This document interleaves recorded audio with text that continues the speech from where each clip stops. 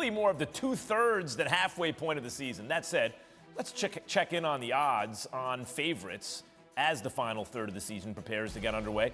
Joel Embiid was a 50-1 just a month ago, but he's now the betting favorite to win MVP. He's on track to be the first big man to lead the NBA in scoring since Shaq in 2000. Suns are favored in the West, and for good reason. Their lead over second place in the conference is the largest at the All-Star break since Jordan and the Bulls in '96. And despite losing 12 of their past 14 games entering the break, Brooklyn's a co-favorite to win the East with the reigning champion Milwaukee Bucks. The Nets hope to have Ben Simmons in their lineup soon. And look who's with me. None other than J.J. Redick. J.J., the league starts back up Thursday after the All-Star break. We're all looking forward to Ben Simmons' return to the court.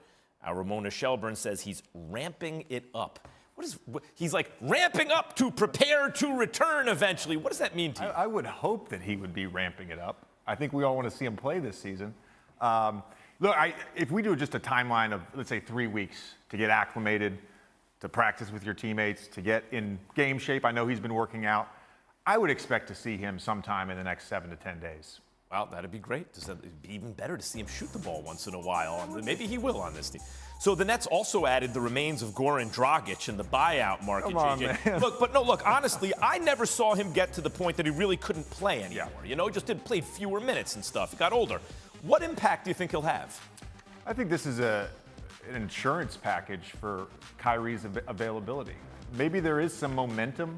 I am hearing that there's a chance that Kyrie will be able to play home games at some point this season.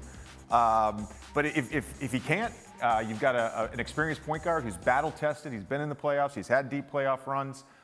It's an insurance package, though. Who's your favorite to win the East at this moment? Oh, man. Well, look, I keep saying this, but I think Miami. Miami is the most dangerous team in the East to me. They've got elite wing defenders. They've got one of the most versatile big defenders in Bam Adebayo. They've got shooting. They've got playmaking with Kyle Lowry and Jimmy Butler and Tyler Hero. This is, to me, the most complete team in the East. And every now and then a team like that pops its head up. But the history of the league says, and I'm one of these guys, like the dumb pundit who's going to, but like, you know, it really does seem to me, do you have a best player on a championship team kind of guy? Because when those guys get healthy, if they're surrounded by talent, they tend to win.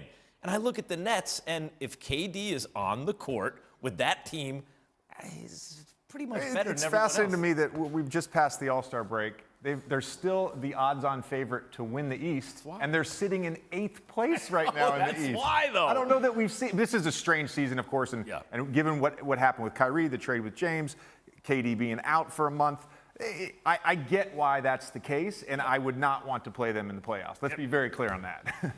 In the Western Conference, Chris Paul's expected to miss 6 to 8 weeks with the thumb. Poor Chris Paul. Every time it looks like, his hands. It's unbelievable. Suns are up 6.5 games on the Warriors for the top seed. Is there any chance they can get passed by Golden State? There's certainly a chance, but I don't see it happening. If the Suns go 500 in their 24 remaining games, the Warriors would have to go 18-5 to really have a chance to catch him. That's doable, of course, but we're still not sure what Draymond's availability is going to be. He's coming back trying to come back from that injury. So to me, if they have any chance, it's not that Chris Paul got injured. It's that they need Draymond Green back in the lineup. Pre-KD, they had a season where they only lost 9 games all season. They could certainly go 18-5, but the real issue for me is, will Chris Paul have enough time to get his basketball legs under him and have an impact in the playoffs, right? It's a good question. I can say, actually, my first year with the Clippers, I fractured my wrist and tore a ligament in my wrist, and I was out 6 weeks. I ran every day. And so when I came back, I was already in great shape. You had basketball legs? 100%. Okay.